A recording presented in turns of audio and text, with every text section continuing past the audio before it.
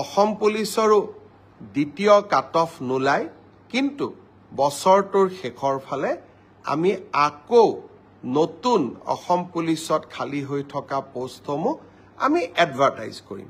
কোনোবাই যদি পোৱা নাই হতাশ হ'ব নালাগে, দৌৰৰ প্ৰেক্টিচ অব্যাহত ৰাখিব লাগে। সকলোৱে এটা কথা স্বীকাৰ কৰিছে যে এই ৰিজাল্ট মেৰিটৰ আধাৰত হৈছে, মেধাৰ ভিত্তিত হৈছে। আৰু সঁচাকৈ চৰকাৰী চাকৰি আমি মেধাৰ ভিত্তিত দিয়াৰ বাবে প্ৰতিশ্ৰুতিবদ্ধ। এতিয়া কোনোবাই মোক কৈছে মামা কাট অফ নম্বৰ বহুত হ'ল। কাট অফ নম্বৰটো চৰকাৰে নিয়ন্ত্ৰণ নকৰে। যদি ৩,০০০ পোষ্ট থাকে, আমি ২জন কৰি বা ৩জন কৰি উত্তীৰ্ণ প্ৰাৰ্থীক মাতো। ৩,০০০ পূৰণ ২, ৩,০০০ পূৰণ ৩, ৯,০০০।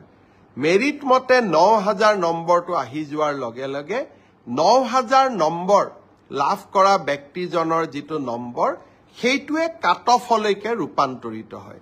কাট অফ কোনেও বনাই নিদিয়ে। কাট অফ ছাত্ৰ ছাত্ৰীসকলৰ পৰীক্ষাৰ ফলাফলে নিৰ্ণয় কৰে।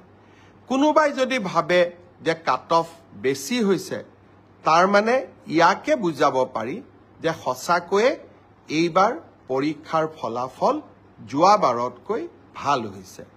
অসম পুলিচৰো দ্বিতীয় কাট অফ নোলায়, কিন্তু বছৰটোৰ শেষৰ ফালে আমি আকৌ নতুন অসম পুলিচত খালী হৈ থকা পোষ্টসমূহ আমি এডভাৰটাইজ কৰিম। কোনোবাই যদি পোৱা নাই হতাশ হ'ব নালাগে, দৌৰৰ প্ৰেক্টিচ অব্যাহত ৰাখিব লাগে।